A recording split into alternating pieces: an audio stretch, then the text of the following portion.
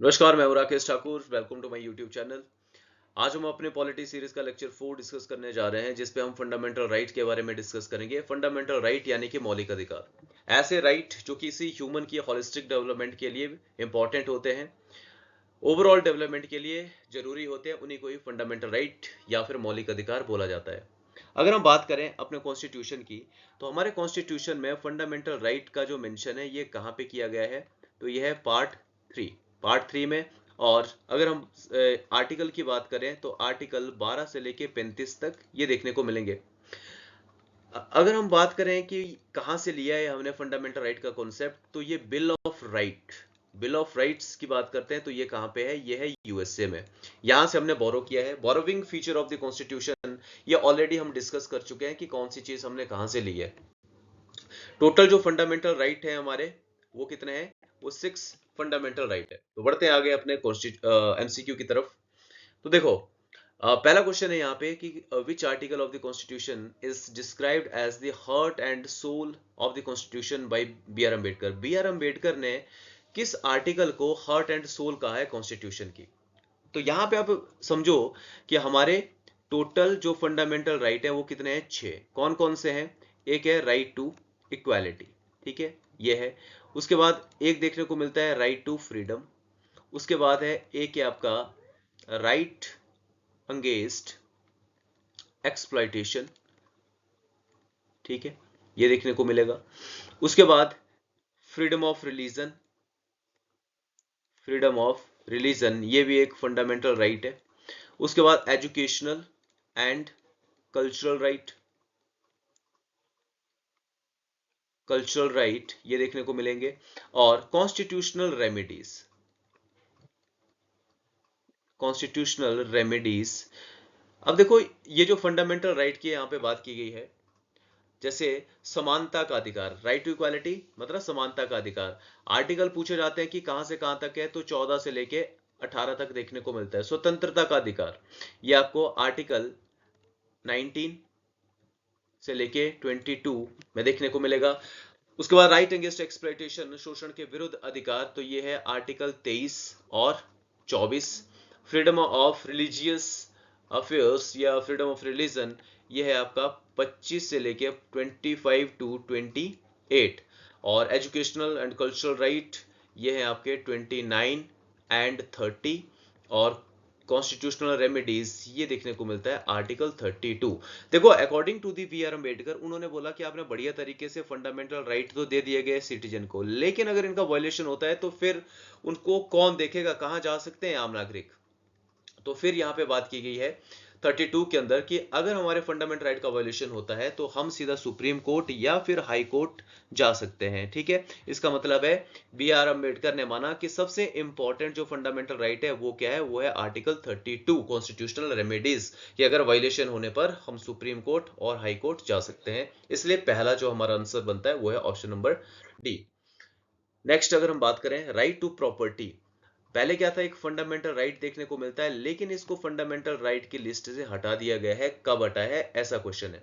तो इसका जो आंसर है वो है आर्टिकल अमेंडमेंट 44। कब हुआ था ये, 1978।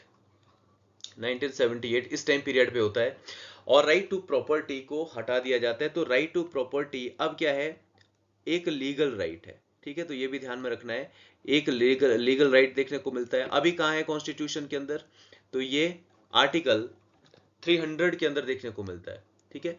तो आर्टिकल 300 ए यहां पे देखने को मिलेगा आपको। 42nd अमेंडमेंट 1976, 52nd 1985 और 73rd 1992। देखो 52nd के ये जो 42nd कॉन्स्टिट्यूशन अमेंडमेंट एक्ट है, इसके अंदर बहुत सारी चीजें चेंज होती है। इसको मिनी कॉन्स्टिट्यूशन भी बोलते हैं, ठीक है। ये जो अमेंडमेंट जितने भी हुए हैं, जो मेजर अमेंडमेंट से बेसिकली इनके बारे में हम अलग से पढ़ेंगे कि कौन किस के अंदर इंपॉर्टेंट चीज बेसिकली हटाई है, ठीक है, या फिर कुछ जोड़ी गई चीजें, उनकी सभी के बारे में।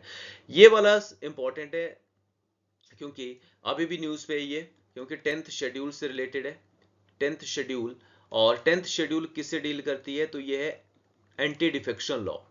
एंटी डिफेक्शन लॉ, अभी राघव चड्ढा, अगर आप न्यूज के साथ अप टू डेट रहते हैं तो राघव चड्ढा ने यहाँ पे क्या किया था, बीजेपी ज्वाइन कर ली, आम आदमी पार्टी को छोड़ दिया और फिर क्वेश्चन उनके ऊपर उठा कि उनके ऊपर एंटी डिफेक्शन लॉ लगना चाहिए, दल बदल कानून जिसको बोला जाता है। ठीक है, लेकिन ये भी एक क्या है, सेपरेट टॉपिक है हमारा, इसको भी मैं अलग से डिस्कस करूंगा। ठीक है, नेक्स्ट आ जाओ आगे। नेक्स्ट है, under the Indian constitution which fundamental right can not be suspended during national emergency. बोला गया है कि ऐसे कौन से फंडामेंटल राइट है जो कभी भी सस्पेंड नहीं होते हैं। तो option number B, article 20 and 21। 21 तो के बारे में तो आपने सभी ने सुना होगा, ये राइट टू लाइफ के बारे में बात करता है। ठीक है, right to life with dignity. Article 20 की जब हम बात करते हैं तो ये क्या बोलता है, ये बोलता है कि प्रोटेक्शन इन रिस्पेक्ट ऑफ, ठीक है, यहां पे कुछ प्रोटेक्शन मिली है। ठीक है, protection in respect of, in respect of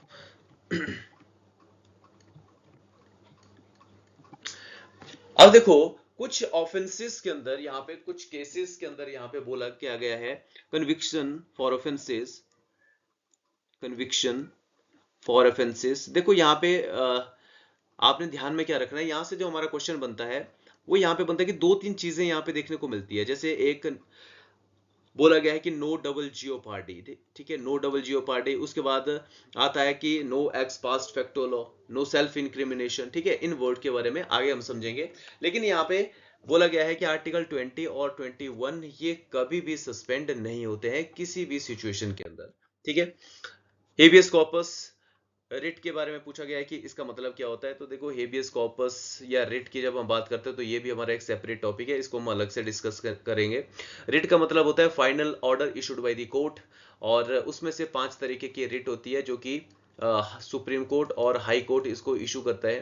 habeas corpus का मतलब होता है ब्रिंग द बॉडी, या किसी प्रिजनर को कोर्ट तक लेके आना। तो ऑप्शन नंबर बी जो है वो इसका सही हो जाता है। नेक्स्ट है यहाँ पे राइट टू एजुकेशन, आर्टिकल 21, ये किस अमेंडमेंट के थ्रू ऐड किया गया है। तो देखो यहाँ पे ए लगा हुआ है, इसका मतलब है किसी ना किसी अमेंडमेंट के थ्रू आया है। तो इसका जो राइट आंसर है वो है option number A, 86 constitutional amendment act 2002। बाकी की भी अगर हम बात करें तो 102 जो अमेंडमेंट हुआ था वो किससे रिलेटेड है, ओबीसी। ठीक है, ओबीसी को कॉन्स्टिट्यूशनल स्टेटस यहाँ पे मिलता है। ठीक है, तो ये ध्यान में रखना है। उसके बाद यहाँ पे 44 अमेंडमेंट अभी आपने पढ़ा इसके बारे में, और 101 ये जीएसटी से रिलेटेड है। ठीक है, जीएसटी ये आता है, और जीएसटी काउंसिल बेसिकली यहाँ पे आती है, और इसको कॉन्स्टिट्यूशनल बॉडी बनाया जाता है। 279 ए के अंदर आपको जीएसटी काउंसिल देखने को मिलती है। नेक्स्ट क्वेश्चन पे चलें। Which of the following fundamental right is available only for the Indian citizen? तो इंडियन सिटीजन के लिए कौन से फंडामेंटल राइट देखने को मिलते हैं। तो इंडियन सिटीजन के लिए जो फंडामेंटल राइट हैं वो कितने हैं, वो हैं 5। कौन कौन से हैं, article 15, article 16, article 19, article 29 and 30। ये फंडामेंटल राइट है जो इंडियन सिटीजन के लिए है। अगर हम बात करें बोथ के लिए, मतलब बोथ का मतलब है इंडियन प्लस फॉरेनर।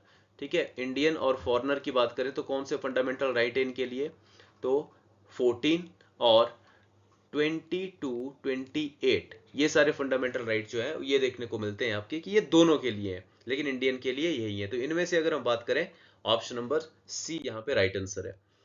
नेक्स्ट है, क्वेश्चन बना है यहाँ पे आर्टिकल राइट अगेंस्ट एक्सप्लॉइटेशन, जो कि आपको देखने को मिलता है, कौन सा फंडामेंटल राइट है, अभी हमने पढ़ा 23 और 24 में देखने को मिलता है, इससे रिलेटेड है।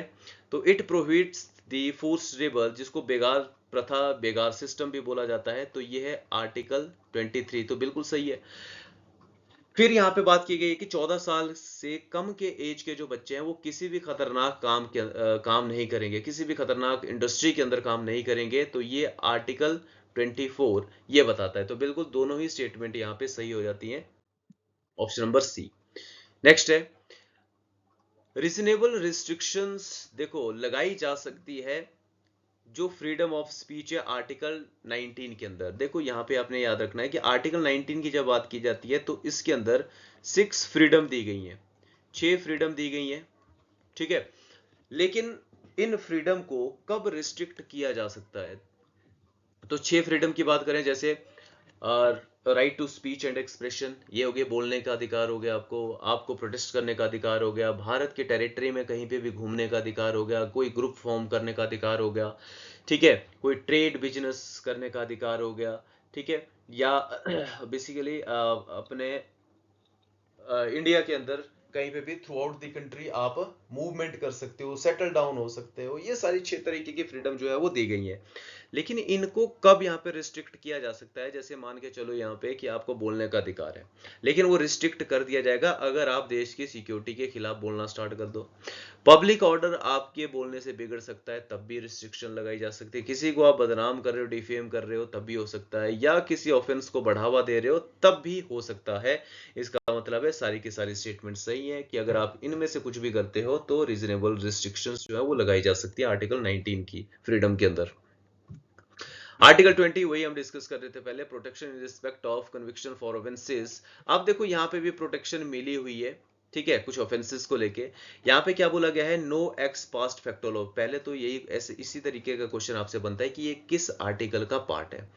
तो देखो यहाँ पे मैं आपको मीनिंग समझा देता हूँ। नो एक्स पास पोस्ट फैक्टो लॉ, इसका मतलब होता है कि जिस टाइम पीरियड पे ऑफेंस कमिट किया जाता है उस टाइम पे जो भी कानून होगा उसी हिसाब से उस बंदे को जिसने ऑफेंस कमिट किया है उसको सजा मिलेगी। ऐसा नहीं है कि बाद में कानून चेंज हो गया और आज जो ऑफेंस किया था उसकी सजा थी 1 साल, बाद में चेंज हो गया, उसके बाद बोला गया कि उसी ऑफेंस की सजा जो थी वो 5 साल थी, तो 5 साल उसको सजा नहीं मिलेगी। जिस टाइम पीरियड पे जो कानून होगा उसी हिसाब से उसको सजा मिलेगी, ये यहाँ पे बात की गई है।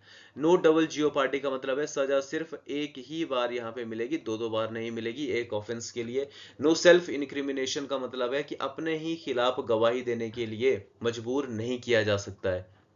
जैसे यहाँ पे जैसे होता है कई बार पुलिस स्टेशन के अंदर कि चल अपना गुनाह जो है वो कबूल करके तूने ही ये किया है, ठीक है, तो ये गलत बात है यहाँ पे कि बोला गया है कि भी अपना ही ऑफेंस कमिट करने के लिए बेसिकली मजबूर नहीं किया जा सकता है। तो 1, 2 एंड 3 ये तीनों ही आर्टिकल 20 का पार्ट देखने को मिलेंगे।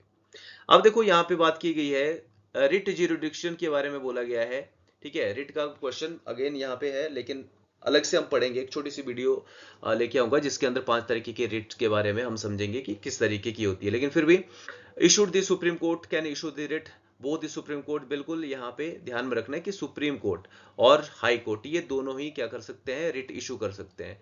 Under the article under the ये जो आर्टिकल है सुप्रीम कोर्ट जो रिट इशू कर सकता है ये इशू कर सकता है अंडर द आर्टिकल 32, और हाई कोर्ट की जो रिट है, ठीक है, तो ये है अंडर द आर्टिकल 226, ठीक है, और सुप्रीम कोर्ट की है 32, ठीक है। तो ये आपने ऑप्शन नंबर बी जो है वो ध्यान में रखना है। अब यहाँ पे इंपॉर्टेंट क्वेश्चन है, which landmark case did the Supreme Court declare the right to be forgotten, right to be forgotten वो भूलने का अधिकार as a part of right to privacy. Right to privacy ये देखने को मिलेगा आपको कौन से आर्टिकल के अंडर, तो ये है आर्टिकल 21। अब देखो इंपॉर्टेंट क्वेश्चन है यहाँ पे, Vishakha versus state of Rajasthan ये देखने को मिलेगा यहाँ पे। तो देखो यहाँ पे सारे केसेस के बारे में आपको पता होना चाहिए। ये वाला जो था ये किस तरीके का केस आपको देखने को मिलता है, ये है ठीक ठीक है, सेक्सुअल हरासमेंट जो देखने को मिलता है, हरासमेंट इन वर्क प्लेस, ठीक है, वर्क प्लेस की बात की जाती है। और ये जो राइट दिया गया है ये दिया गया था फीमेल के लिए, ठीक है। तो कुछ गाइडलाइंस यहाँ पे दी गई थी, ठीक है, Vishakha versus state of Rajasthan. तो याद रखना है कि विमेन जो सेक्सुअल हरासमेंट है वर्क प्लेसेस के अंदर उनको कुछ राइट यहाँ पे प्रदान किए गए थे, दिए गए थे। अब यहाँ पे पुट्टा स्वामी वर्सेस यूनियन ऑफ इंडिया, इस क्वेश्चन का जो आंसर है वो यही है कि राइट टू बी फॉरगॉटन ये मानना था यहाँ पे पुट्टा स्वामी केस के अंदर। अब देखो यहाँ पे नवतेज की जब हम बात करते हैं तो जैसे आईपीसी की जो सेक्शन है, आईपीसी की जो सेक्शन थी 377, 377, ये जो आईपीसी की जो सेक्शन थी 377, इसको यहाँ पे क्या किया गया था, अनकॉन्स्टिट्यूशनल जो था वो डिक्लेयर कर दिया था, बेसिकली डीक्रिमिनलाइज्ड इसको डिक्लेयर कर दिया गया था। इसके अंदर था क्या, यहाँ पे बात की जाती है, ठीक है, एल जो आप अगर आपने सुना होगा, ठीक है, जो LGBTQ कम्युनिटी है, BTQ, इनको राइट दिए गए थे, बेसिकली राइट टू इक्वालिटी की बात यहाँ पे की गई थी, ठीक है। उसके बाद Shreya Sehgal versus union of India, इसकी जब हम बात करते हैं तो आईटी एक्ट होता है, ठीक है। आईटी एक्ट ये भी ध्यान में रखना कि आईटी एक्ट कब आता है, 2000 में आता है। इसकी जो एक सेक्शन है आईटी एक्ट की, सेक्शन 66, ठीक है। तो इसको भी यहाँ पे अनकॉन्स्टिट्यूशनल डिक्लेयर कर दिया गया था, ठीक है। अनकॉन्स्टिट्यूशनल डिक्लेयर कर दिया गया था। क्या था इस सेक्शन के अंदर, इसके अंदर बोला गया था कि अगर कोई ऑनलाइन ऑफेंसिव वर्ड अगर कुछ किसी को मैसेज करता है तो उसको क्या होता था, सजा मिल जाती थी पहले। लेकिन इसको फिर अनकॉन्स्टिट्यूशनल डिक्लेयर कर दिया गया कि भाई नहीं नहीं, ऐसा जो है वो कुछ नहीं होगा, ठीक है। इस तरीके से ये केस जो है वो देखने को मिलते हैं। अच्छा, राइट टू बी फॉरगॉटन की बात करते हैं तो राइट टू बी फॉरगॉटन कौन सा अधिकार है आपका, ये देखने को मिलता है कि अगर आपने ऑनलाइन साइट पे कुछ ऐसा डाटा अपना डाला था जो अब रेलेवेंट नहीं है आपके लिए, तो आप क्या कर सकते हो, उस पूरे के पूरे डाटा को डिलीट करवा सकते हो। ये आपका राइट टू प्राइवेसी का अधिकार देखने को मिलता है, ठीक है। फॉर एग्जांपल ऐसे दे रहा हूं एग्जांपल के तौर पे, अगर आप फेसबुक चला रहे हो तो फेसबुक ने क्या बोला पहले के टाइम, मतलब फेसबुक ने बोला कि अपना आधार कार्ड डालो, ठीक है, अपने कुछ आईडी डालो। थोड़े टाइम के बाद आपने बोला कि ना ना फेसबुक जो है वो चलानी ही नहीं है, ठीक है। तो आपने क्या किया, डीएक्टिवेट कर दिया उसको। लेकिन आपका डाटा अभी भी क्या है, सर्वर पर है। तो अब आप क्या चाहोगे, यहाँ पे मांग सकते हो उनसे कि भाई मेरा डाटा प्रॉपरली जो है वो डिलीट कर दिया जाए।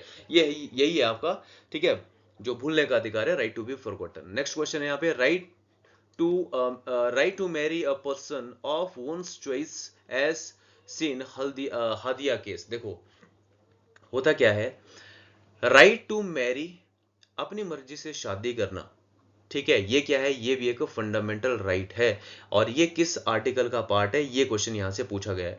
देखो आपके लिए इंपॉर्टेंट क्या है, और right to marry a person, ठीक है, अपनी मर्जी से शादी करना, ये किस केस के अंदर ये डिसीजन आता है, ये आता है हादिया केस के अंदर, ठीक है। साफिन जहां और अशोकन के एम के केस के अंदर। देखो थोड़ा सा मैं बैकग्राउंड इसका बता देता हूँ आपको। हादिया और शैफिन जहां, इन दोनों की शादी हो जाती है, ठीक है। ये एक हिंदू लड़की है और सैफीन जहां एक मुस्लिम देखने को मिलता है। इन दोनों ने शादी जो है अपनी मर्जी से कर ली, ठीक है। और फिर बाद में क्या हुआ, हादिया हादिया ये मुस्लिम नेम है, पहले कुछ नाम इसका और होता है। तो ये क्या करती है, अपना धर्म कन्वर्ट कर देती है और मुस्लिम बेसिकली इस तरीके से मुस्लिम रीति रिवाज से शादी करती है। तो पिताजी जो होते हैं, ठीक है, अशोकन के एम, ये क्या करते हैं, केरला हाई कोर्ट के अंदर केस डाल देते हैं कि मेरी बेटी का जबरदस्ती यहाँ पे धर्म परिवर्तन किया गया है। और केस यहाँ पे चला जाता है केरला हाई कोर्ट के अंदर। केरला हाई कोर्ट इस मैरिज को इलीगल डिक्लेयर कर देते हैं और बोलते हैं कि भाई ये जबरदस्ती जो है वो किया गया है। लेकिन फिर मामला सुप्रीम कोर्ट चला जाता है, सैफिन चांद सुप्रीम कोर्ट चला जाता है। सुप्रीम कोर्ट के अंदर ये बोला जाता है कि अगर एडल्ट हो चुका है तो वो अपनी मर्जी से धर्म भी चेंज कर सकते हैं, धर्म भी मान सकते हैं, और दूसरा यहाँ पे अपनी मर्जी से शादी भी कर सकते हैं। तो ये आपको राइट टू प्राइवेसी, अपनी मर्जी से शादी करने का जो अधिकार है, बेसिकली ये आता है आर्टिकल 21 का पार्ट। ये सुप्रीम कोर्ट ने माना था, ठीक है। तो ये भी ध्यान में रखना है। अब यहाँ पे बात की गई है, which of the following right has been recognised by the Supreme Court. Article 21 का पार्ट सुप्रीम कोर्ट ने इनमें से किस किस को माना है। तो देखो ये सबसे बड़ा आर्टिकल है, ठीक है। कुछ भी चीज अगर डिक्लेयर करनी होती है सुप्रीम कोर्ट को तो वो बोल देता है कि ये आर्टिकल 21 का पार्ट है। जैसे सोने का अधिकार, राइट टू क्लीन एनवायरमेंट, ठीक है, साफ आपको हवा पानी का अधिकार, बिजली का अधिकार, राइट टू स्पीडी ट्रायल, ये सारे क्या है, फंडामेंटल राइट देखने को मिलते हैं। इनमें से सोने का अधिकार ये नहीं है कि जहां मर्जी हो सो जाओ या घर पे ही सो जाओ और फिर मम्मी ने उठाया तो भाई केस कर दो घर वालों पे। सोने का अधिकार का मतलब ये है कि जैसे आपने सुना है कि रात को 10 बजे के बाद जो है डीजे नहीं बजते हैं, क्यों भाई, नॉइज पोल्यूशन होता है, पड़ोसी परेशान होते हैं, ठीक है। तो इस तरीके के एक्ट जो है वो बनाए गए, कानून बनाए गए थे इसके लिए, ठीक है। राइट टू हेल्थ इसी के अंदर आएगा, राइट टू प्राइवेसी इसी का ही पार्ट आपको देखने को मिलता है, ठीक है। तो ये सारे के सारे आपको देखने को मिलते हैं, D all of the above.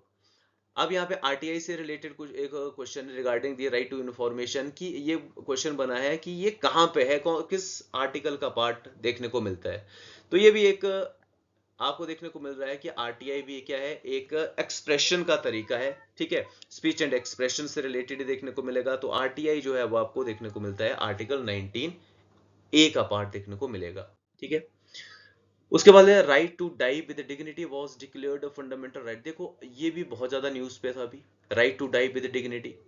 ये ध्यान में रखना है कि right to die with dignity किसका पार्ट है। जिस तरीके से right to life with dignity है, उस तरीके से कि right to die with dignity, मरने का अधिकार भी है। मरने का अधिकार का मतलब ये नहीं है कि आप सुसाइड कर लो, ठीक है, सुसाइड जो है वो इलीगल है, लेकिन यहाँ पे देखो ये जो right to die with dignity है, ये किससे है, अगर कोई बहुत क्रिटिकल है जिसके ठीक होने की उम्मीद ही नहीं है, तो उसको यहाँ पे दो तरीके से, एक्टिव और पैसिव, ठीक है, दो तरीके से यहाँ पे क्या किया जा सकता है, उसको यहाँ पे बेसिकली वो मर सकता है। बेसिकली यहाँ पे बात की गई है, एक एक्टिव होता है, एक पैसिव।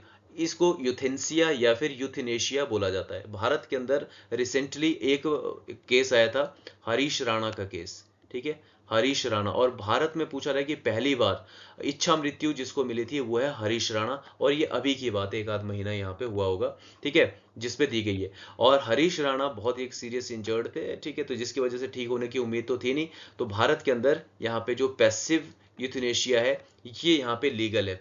पैसिव यूथनेशिया का मतलब है कि जिस मेडिकल इक्विपमेंट के सहारे जो जिंदा थे, उन इक्विपमेंट को हटा दो, वेंटिलेटर जो सपोर्ट है उसको हटा दो, बस। एक्टिव का मतलब होता है यहाँ पे कि एक तरीके से यहाँ पे आपको एक लीथल इंजेक्शन जो है ये दिया जाता है, ठीक है, उसके बेस पे यहाँ पे बेसिकली क्या किया जाता है, उसकी डेथ जो है वो हो जाती है, ठीक है। तो ये ध्यान में रखना है, right to die with dignity, ये भी आपका पार्ट है आर्टिकल 21 का। अब देखो यहाँ पे आता है Aruna Shanbaug versus union of India. इसके अंदर सबसे पहली बार बात की गई थी कि right to die with dignity होना चाहिए, ठीक है। यहाँ पे अभी ये नहीं माना था कि आर्टिकल 21 का पार्ट है, लेकिन ये बोला था कि होना चाहिए। उसके बाद कॉमन कॉज, ये इसका आंसर है यहाँ पे आर्टिकल 21। इसके अंदर ये कॉमन कॉज के अंदर देखने को मिलता है कि सुप्रीम कोर्ट ने माना था कि ये इसी का पार्ट है, ठीक है। ज्ञान कौर केस भी आपको देखने को मिलता है कि सुसाइड को यहाँ पे बोल दिया कि इलीगल है, सुसाइड करना जो है वो एक ऑफेंस है, ठीक है, क्राइम है। उसके बाद मिट्ठू, ये केस भी आता है यहाँ पे। इसमें बोला गया है कि अगर कोई बंदा उम्र कैद की सजा काट रहा है और इसी उम्र कैद के दौरान उसने पैरोल में छूट के या जेल में ही किसी को अगर मार दिया, तो क्या किया जाएगा, उसको फांसी हो जाती थी, ठीक है। आईपीसी की सेक्शन 303 के तहत उसको फांसी होती थी, लेकिन उसके बाद सुप्रीम कोर्ट ने बोला कि ना ना ऐसा नहीं होगा, इसको अनकॉन्स्टिट्यूशनल डिक्लेयर कर दिया गया था 303 को, ठीक है। तो ये हमारे फंडामेंटल राइट्स से रिलेटेड जो भी हमारे एमसीक्यू थे, ये हमने किए यहाँ पे, ठीक है। अब आप मुझे इंस्टाग्राम पे भी फॉलो कर सकते हो। अब हम मिलेंगे नेक्स्ट वीडियो में एक नए टॉपिक के साथ। जय हिंद।